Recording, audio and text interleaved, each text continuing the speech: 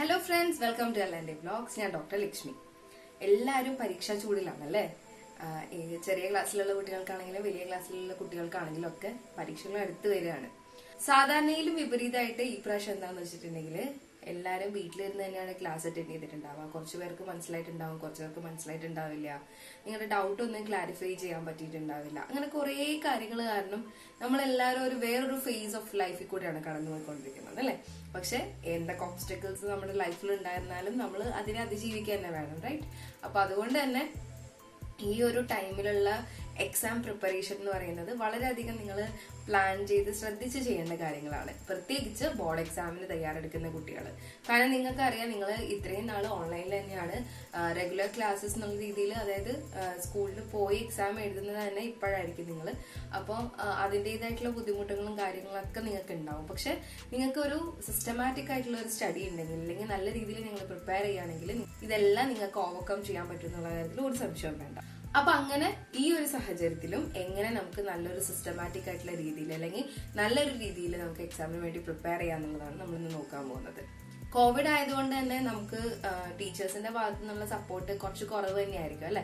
എല്ലാവർക്കും ഇൻഡിവിജ്വൽ ഒരു അറ്റൻഷൻ കൊടുക്കാനായിട്ട് മിക്കപ്പോഴും ഈ ഓൺലൈൻ ക്ലാസ്സിന് കഴിയാറില്ല. അപ്പൊ അതുകൊണ്ട് തന്നെ നമുക്ക് കുറെ ഡൗട്ടുകളും കാര്യങ്ങളൊക്കെ ഉണ്ട്. പക്ഷെ ബോർഡ് എക്സാമിന് തയ്യാറെടുക്കുന്ന കുട്ടികൾക്ക് എന്തായാലും ഒരു 10 ഇയർ ക്വസ്റ്റ്യൻ പേപ്പർ നമുക്ക് കിട്ടും, റൈറ്റ്? അപ്പൊ നമ്മൾ ഓൾറെഡി തന്നെ പല സ്റ്റഡി മെത്തേഡ്സ് ഡിസ്കസ് ചെയ്തിട്ടുണ്ട്. feynmann ടെക്നിക്സ്, SQ3R മെത്തേഡ്സ് ഒക്കെ ഡിസ്കസ് ചെയ്തിട്ടുണ്ട്. ഹയർ ക്ലാസ്സുകളിലെ കുട്ടികൾക്ക് മെയിൻ ആയിട്ട് യൂസ് ചെയ്യാൻ പറ്റുന്ന ടെക്നിക്കാണ് SQ3R മെത്തേഡ്. ഇനി ചെറിയ ക്ലാസ്സിലാണെങ്കിലും വലിയ ക്ലാസ്സിലാണെങ്കിലും നിങ്ങൾക്ക് ഫോളോ ചെയ്യാൻ പറ്റുന്നതാണ് feynmann ടെക്നിക്സ്. ഒരാളെ എക്സ്പ്ലെയിൻ ചെയ്ത് കൊടുക്കുന്ന രീതിയിൽ പറയാന്നുള്ളതാണ്. അപ്പൊ ഇതൊക്കെ ഇതിന്റെ ഡീറ്റെയിൽ വീഡിയോസ് ഞാൻ ഇട്ടിട്ടുണ്ട്. നിങ്ങൾ കണ്ടിട്ടില്ല എന്നുണ്ടെങ്കിൽ ഈ ഡിസ്ക്രിപ്ഷൻ ബോക്സിൽ പോയി കാണുന്നുണ്ടോ, കാണാൻ മറക്കരുത്.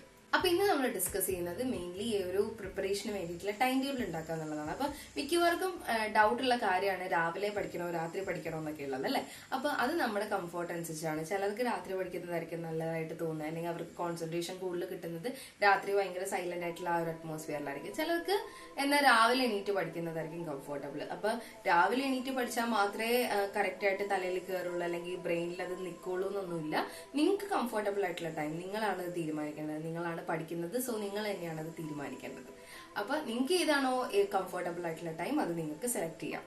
ഓക്കെ, അപ്പൊ നമ്മൾ ആദ്യം തന്നെ ടൈം ടേബിൾ ഉണ്ടാക്കാൻ നേരത്തെ നമ്മൾ ടൈം ടേബിൾ ഉണ്ടാക്കുന്നതിന്റെ ഫസ്റ്റ് സ്റ്റെപ്പ് എന്ന് പറയുന്നത് നമ്മുടെ കയ്യിൽ എത്ര ടൈം ഉണ്ട് എന്ന് നോക്കുന്നതാണ്. അതായത് എത്ര അവർ, എത്ര ഡേയ്സ് ഒക്കെ നമ്മുടെ കയ്യിൽ ബാക്കി ഉണ്ടെന്നുള്ളതാണ് നമ്മൾ ആദ്യം ചെക്ക് ചെയ്യേണ്ടത്. ഓക്കെ, അതാണ് നമ്മുടെ ഫസ്റ്റ് സ്റ്റെപ്പ് എന്നുള്ളത്. അപ്പൊ അതിൽ നിന്ന് തന്നെ നമുക്ക് സോർട്ട് ഔട്ട് ചെയ്തെടുക്കാൻ പറ്റും ഒരു ഡേയിൽ എത്ര അവർ നമ്മൾ പഠിക്കണം, അല്ലെങ്കിൽ ഒരു വീക്കിൽ എത്ര പോർഷൻസാണ് നമ്മൾ തീർക്കണ്ടേ, അങ്ങനെയുള്ള കാര്യങ്ങളൊക്കെ ഇതിൽ നിന്ന് തന്നെ നമുക്ക് മനസ്സിലാക്കാനായിട്ട് സാധിക്കും.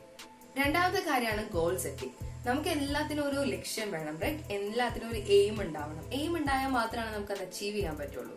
അപ്പൊ പ്രത്യേകിച്ച് എക്സാമിന്റെ കാര്യത്തിനൊക്കെ നമ്മൾ ഇത്ര മാർക്ക് വാങ്ങിക്കും എന്നുള്ളത് നമ്മളുടെ ഒരു സ്റ്റേൺ ആയിട്ടുള്ള ഒരു ഗോൾ തന്നെ ആയിരിക്കണം. എന്നാൽ മാത്രമാണ് നമ്മൾ അതിന് വേണ്ടിയിട്ട് അച്ചീവ് ചെയ്യാൻ വേണ്ടിയിട്ട് പ്രയത്നിക്കുള്ളൂ, നമുക്ക് അച്ചീവ് ചെയ്യാനും പറ്റുള്ളൂ. ഓക്കെ, അപ്പൊ അതാണ് രണ്ടാമത്തെ കാര്യം, ഗോൾ സെറ്റിംഗ് എന്ന് പറയുന്നത്. അടുത്തതാണ് ഡെഡ് ലൈൻ എന്ന് പറയുന്നത്. അതായത് എല്ലാത്തിനും ഒരു ഡെഡ് ലൈൻ ഉണ്ടാവണം അല്ലെ. ഞാൻ ഇന്ന ദിവസത്തിന് മുന്നേ ഇത് തീർക്കും എന്നുള്ള ഒരു ഡെഡ് ലൈൻ ഉണ്ടാവണം. അത് ഓരോ ദിവസത്തിനും ഉണ്ടാവണം. നമ്മൾ എപ്പോഴും എക്സാമിന് ഒരു 2-3 ഫൈനൽ എക്സാമിന് ഒരു 2-3 ദിവസം മുന്നെങ്കിലും നമ്മുടെ ഹോൾ റിവിഷൻ തീർക്കണം. കാരണം എന്തെങ്കിലും കാരണവശാൽ നമ്മുടെ ഈ ടൈം ടേബിളിൽ അങ്ങോട്ടും ഇങ്ങോട്ടും ഒരു ചെറിയൊരു സ്പ്ലിറ്റ് വന്നു കഴിഞ്ഞിട്ടുണ്ടെങ്കിൽ അത് കോമ്പൻസേറ്റ് ചെയ്യാനുള്ള ടൈമായിട്ട് നമുക്ക് ഈ ഒരു 2 ദിവസം മാറ്റിവെക്കാൻ പറ്റും. എക്സാമിന്റെ തലേ ദിവസം നമുക്ക് ആ ഏത് എക്സാം ആണോ അതിന്റെ സബ്ജക്ട് പഠിക്കുകയും ചെയ്യാം. അപ്പൊ ഈ ഒരു മെത്തേഡ് ഫോളോ ചെയ്യുകയാണെന്നുണ്ടെങ്കിൽ വളരെ എളുപ്പത്തിൽ സിസ്റ്റമാറ്റിക് ആയിട്ട് നിങ്ങൾക്ക് പഠിക്കാൻ പറ്റും. ഓക്കെ, അപ്പൊ അതാണ് നമ്മുടെ ഒരു ഡെഡ് ലൈൻ എന്ന് പറയുന്നത്. അപ്പൊ ഓരോ ദിവസവും ഞാൻ ഇത്ര പോർഷൻസ് പഠിക്കുന്നു പറയാ, ആ ഡെഡ് ലൈൻ കറക്റ്റ് ആയിട്ട് കീപ്പ് ചെയ്യാനും നോക്കാം. നാലാമതാണ് പ്രയോറിറ്റൈസ് അല്ലെങ്കിൽ നമ്മുടെ സബ്ജക്ട് സെലക്ഷൻ എന്ന് പറയുന്നത്. എപ്പോഴും നമ്മൾ എന്താ ചെയ്യാന്ന് വെച്ചിട്ടുണ്ടെങ്കിൽ നമുക്ക് ഇഷ്ടമുള്ള കാര്യങ്ങൾ അല്ലെങ്കിൽ നമ്മുടെ കംഫോർട്ട് സോൺ ബ്രേക്ക് ചെയ്യാൻ നമുക്ക് ഇത്രയും ബുദ്ധിമുട്ടുള്ള ആൾക്കാരാണ് അല്ലെ. അപ്പൊ അതുകൊണ്ട് തന്നെ നമ്മൾ എന്താ നമുക്ക് കൂടുതൽ എളുപ്പമായിട്ടുള്ള സബ്ജക്ട്സ് ആദ്യത്തെ ദിവസം തന്നെ പഠിക്കാന്ന് വിചാരിച്ചുകൊണ്ടിരിക്കും. പക്ഷെ അപ്പൊ എന്താ സംഭവിക്കാന്ന് വെച്ചിട്ടുണ്ടെങ്കിൽ നമുക്ക് പഠിക്കാനുള്ള പോർഷൻസ് പിന്നെയും ബാക്കി കിടക്കും. ലാസ്റ്റ് മിനിറ്റിൽ നമ്മൾ ഹറി ചെയ്യേണ്ടി വരും. പക്ഷെ നമുക്ക് ടഫ് ആയിട്ടുള്ള പോർഷൻസ് അല്ലെങ്കിൽ ടഫ് ആയിട്ടുള്ള സബ്ജക്ട്സ് നമ്മൾ നേരത്തെ തന്നെ തീർത്ത് വെക്കുകയാണെന്നുണ്ടെങ്കിൽ നമുക്ക് അത്രയധികം ടെൻഷൻ കുറഞ്ഞിട്ട് നമ്മൾ ഭയങ്കര കോൺഫിഡന്റും ആയിരിക്കും. അപ്പോൾ നമുക്ക് ഇത് എങ്ങനെ ചെയ്യാന്ന് വെച്ചിട്ടുണ്ടെങ്കിൽ എപ്പോഴും സബ്ജക്ട്സ് മിക്സ് ചെയ്ത് വെക്കുക, അല്ലെങ്കിൽ നിങ്ങൾക്ക് ഭയങ്കരമായിട്ട് ബോറടിക്കും. അതുകൊണ്ട് സബ്ജക്ട്സ് മിക്സ് ചെയ്യാം. എങ്ങനെ മിക്സ് ചെയ്യാം? നിങ്ങൾ എപ്പോഴാണോ, രാത്രിയാണോ അല്ലെങ്കിൽ രാവിലെയാണോ ഏറ്റവും കൂടുതൽ കംഫർട്ടബിൾ ആയിട്ട് അല്ലെങ്കിൽ ഏറ്റവും കൂടുതൽ കോൺസെൻട്രേറ്റ് ചെയ്ത് പഠിക്കാൻ പറ്റുന്നത്, ആ ടൈമിൽ നിങ്ങൾക്ക് ഏറ്റവും ഇഷ്ടമില്ലാത്തൊരു സബ്ജക്ട് പഠിക്കാൻ എടുക്കുക. അപ്പൊ അത്രയും നന്നായിട്ട് അത് ബ്രെയിനിലേക്ക് ഫീഡ് ആവും. അപ്പൊ നിങ്ങൾക്ക് ഇത്തിരി ഉറക്കമൊക്കെ വരുന്നുണ്ട് എന്നുള്ള ആ ഒരു ടൈം വരുമ്പോഴത്തേക്ക് നിങ്ങൾക്ക് എന്ത് ചെയ്യാം, നിങ്ങൾക്ക് ജസ്റ്റ് നിങ്ങൾക്ക് എളുപ്പമുള്ള ഒരു സബ്ജക്ട് വായിച്ചിട്ട് അങ്ങനെ കിടക്കാം. അല്ലെങ്കിൽ ആ ഒരു സമയത്തായിരിക്കും എളുപ്പമുള്ള സബ്ജക്ട്സ് വായിക്കാനായിട്ട് നല്ലത്. അപ്പൊ ഇങ്ങനെയുള്ള കാര്യങ്ങളൊക്കെ നിങ്ങൾക്ക് ഫോളോ ചെയ്യുന്നത് വളരെ നല്ലതായിരിക്കും. എപ്പോഴും നമ്മൾ ഈ ഒരു പ്രയോറിറ്റൈസേഷൻ കൊടുക്കണം. ഏതാണോ നമ്മൾക്ക് വീക്കർ ആയിട്ടുള്ളത്, ഏതാണോ നമുക്ക് ആദ്യമേ തീർത്ത് വെക്കേണ്ടത്, അതിന് നമ്മൾ എപ്പോഴും ഇമ്പോർട്ടൻസ് കൊടുക്കണം. ആ രീതിയിൽ വേണം ടൈം സെറ്റ് ചെയ്യാനായിട്ട്. എപ്പോഴും നമ്മൾ ശ്രദ്ധിക്കേണ്ട കാര്യമാണ് കൺസിസ്റ്റൻസി. അതായത് നമ്മൾ ഒരു കാര്യം ചെയ്യുമ്പോൾ അത് റെഗുലർ ആയിട്ട് ചെയ്യുന്നുണ്ടോ ഇല്ലയോ എന്നുള്ളത് നമ്മൾ എപ്പോഴും ഒരു ഉറപ്പ് വരുത്തണം.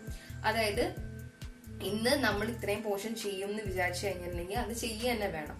അപ്പൊ അതിനകത്ത് ശ്രദ്ധിക്കേണ്ട ഒരു കാര്യമാണ്, നമ്മൾ ടൈം ടേബിൾ ഉണ്ടാക്കുമ്പോൾ നമ്മൾ എന്താ ചെയ്യുക, വെറുതെ അങ്ങോട്ട് ഓവർലോഡ് ചെയ്യും. ഓവർലോഡ് എന്ന് പറഞ്ഞിട്ടുണ്ടെങ്കിൽ നമുക്കന്ന് അത്രയും കംപ്ലീറ്റ് ചെയ്യാൻ പറ്റില്ല. ഇപ്പൊ ഫോർ എക്സാമ്പിൾ നമ്മൾ ഇന്നത്തെ ടൈം ടേബിളിൽ വെച്ചിരിക്കുന്നത് ഒരു ഫിസിക്സും ഒരു കെമിസ്ട്രിയും ഒരു ബയോളജിയും ആണെന്ന് വിചാരിക്കാം. അപ്പൊ ഈ 3 ചാപ്റ്ററും ഭയങ്കര ബിഗ് ആയിട്ടുള്ള അല്ലെങ്കിൽ വലിയ ചാപ്റ്റേഴ്സ് ആണ്. അപ്പൊ അത് നമുക്ക് ഒരു ദിവസം കൊണ്ട് ഉറപ്പായിട്ടും കവർ ചെയ്യാൻ പറ്റില്ല എന്ന് നമുക്കറിയാം. അങ്ങനെയുള്ള സംഭവങ്ങൾ നമ്മൾ വെച്ച് കഴിഞ്ഞിട്ടുണ്ടെങ്കിൽ ഒരു ദിവസവും നമുക്ക് ഈ ടൈം ടേബിളിനനുസരിച്ച് പോവാനേ പറ്റില്ല. അതുകൊണ്ട് എന്താവും, നമ്മുടെ ടൈം ടേബിൾ വളരെ ഫ്ലോപ്പായി പോവുകയും ചെയ്യും, നമ്മൾ എല്ലാത്തിലും ലാഗ് ആയി പോകും. അപ്പൊ അതുകൊണ്ട് നമുക്ക് എത്രയാണോ ചെയ്യാൻ പറ്റുന്നതെന്നുള്ള നമ്മുടെ കപ്പാസിറ്റിക്ക് നമുക്കറിയാം അല്ലെ, അത്രയും മാത്രമേ നമ്മൾ വെക്കാൻ പാടുള്ളൂ, അല്ലെങ്കിൽ നമ്മുടെ ടൈം ടേബിളിൽ ഇൻക്ലൂഡ് ചെയ്യാൻ പാടുള്ളൂ. അല്ലാന്നുണ്ടെങ്കിൽ ടൈം ടേബിൾ നമുക്ക് ഫോളോ ചെയ്യാനും പറ്റില്ല, അത് ഉണ്ടാക്കിയോണ്ട് ഒരു കാര്യം ഇല്ലാതായി പോകും. ടൈം ടേബിൾ ഉണ്ടാക്കുന്നത് പോലെ തന്നെ ഇമ്പോർട്ടന്റ് ആയിട്ടുള്ള കാര്യമാണ് മോക്ക് ടെസ്റ്റുകൾ ചെയ്യുക എന്നുള്ളത്. അതായത് നമുക്ക് എല്ലാ കാര്യത്തിനും പ്രാക്ടീസ് ചെയ്താൽ മാത്രമാണ് നമുക്കത് പെർഫോം ചെയ്യാൻ പറ്റുള്ളൂ അല്ലെ. അപ്പൊ അതുകൊണ്ട് തന്നെ നമ്മൾ മോക്ക് ടെസ്റ്റുകൾ നന്നായിട്ട് എഴുതുക. മോക്ക് ടെസ്റ്റ് എഴുതുന്ന സമയത്ത് ടൈം വെച്ചിട്ട് തന്നെ എഴുതുക. അതായത് നിങ്ങളുടെ ഒരു ദിവസം നിങ്ങൾ ടൈം ടേബിൾ വെക്കുന്നതിനകത്ത് ഒരു 1 hour 2 hour ഒക്കെ മോക്ക് ടെസ്റ്റിനും കൂടി ഇൻക്ലൂഡ് ചെയ്യുക. അപ്പൊ എന്ന് വെച്ചിട്ടുണ്ടെങ്കിൽ നിങ്ങൾക്ക് ആ ഒരു സ്കൂളിൽ പോകുന്ന അല്ലെങ്കിൽ ആ ഒരു എക്സാം ഹാളിൽ ഇരിക്കുന്ന അതേ ഒരു അറ്റ്മോസ്ഫിയർ കിട്ടുകയും ചെയ്യും. നിങ്ങൾക്ക് നന്നായിട്ട്, നിങ്ങളെല്ലാവരും ഫേസ് ചെയ്യുന്ന ഒരു പ്രശ്നമാണ് ടൈം മാനേജ്മെന്റ് എന്നുള്ളത്. എങ്ങനെ ആ ഒരു 2 hours നമുക്ക് കിട്ടിയ ടൈം കൊണ്ട് എക്സാം നന്നായിട്ട് എഴുതി തീർക്കുക എന്നുള്ളതാണ്. അപ്പൊ അതാണ് ആക്ച്വലി അവർ ചെക്ക് ചെയ്യുന്നത്. അപ്പൊ അതിനകത്ത് മിക്കവാർക്കും ഉള്ള ഒരു പ്രോബ്ലം ആണ്, അയ്യോ എനിക്ക് ടൈം കിട്ടിയില്ല, എല്ലാം അറിയായിരുന്നു പക്ഷെ എനിക്ക് സമയം കിട്ടിയില്ല എഴുതി തീർക്കാനായിട്ട് എന്നുള്ളത്. അപ്പൊ ഈ ഒരു പ്രശ്നം പരിഹരിക്കാനായിട്ട് ഏറ്റവും നല്ലൊരു മെത്തേഡാണ് മോക്ക് ടെസ്റ്റ് എഴുതുക എന്നുള്ളത്. പിന്നെ നല്ല രീതിയിൽ ഉറങ്ങാൻ ഈ ടൈം ടേബിൾ ഒക്കെ ഉണ്ടാക്കുന്ന സമയത്താണെങ്കിലും ഒരു മിനിമം 7.5 hours നിങ്ങൾക്ക് ഉറക്കം വേണം. നല്ല ഫുഡ് കഴിക്കുക. എന്ന് വെച്ചിട്ട് ബർഗറും അങ്ങനെയുള്ള കുറെ ജങ്ക് ഫുഡ്സ് കഴിക്കാതിരിക്കുക, നിങ്ങൾക്ക് കൂടുതൽ ക്ഷീണമായി പോകും. അപ്പൊ അതുകൊണ്ട് നല്ല ഹെൽത്തി ആയിട്ടുള്ള ഫ്രൂട്ട്സും വെജിറ്റബിൾസ് ഒക്കെ നന്നായിട്ട് കഴിക്കുക. ആൻഡ് നിങ്ങൾക്ക് ഈ ഒരു കൊറോണ ടൈമിൽ ഉണ്ടായിരുന്ന കുറെ ബുദ്ധിമുട്ടുകളൊക്കെ ഉണ്ട്, നിങ്ങൾക്ക് നല്ല ടെൻഷനൊക്കെ ഉണ്ടാവും എന്ന് എനിക്കറിയാം. ബട്ട് ഡോണ്ട് വറി, ഇതൊക്കെ നമ്മുടെ ലൈഫിന്റെ ഒരു പാർട്ടാണ്. ഓക്കെ, നമ്മൾ ഓരോരോ ആ ഒരു എന്താ പറയാ പ്രശ്നങ്ങളിലൂടെ കടന്നു പോയാൽ മാത്രമാണ് നമുക്ക് സക്സസ് എത്താൻ പറ്റുള്ളൂ. Okay, so don't worry, be happy, you can do well and all the very best. അപ്പോൾ നിങ്ങൾ എന്റെ വീഡിയോ ആദ്യമായിട്ടാണ് കാണുന്നതെങ്കിൽ സബ്സ്ക്രൈബ് ചെയ്യാൻ മറക്കരുത്. തൊട്ടടുത്തുള്ള ബെല്ലൈക്കണും കൂടി പ്രസ് ചെയ്യുക. പുതിയൊരു വീഡിയോ ആയിട്ട് വരുന്നത് വരേക്കും good bye and all the best.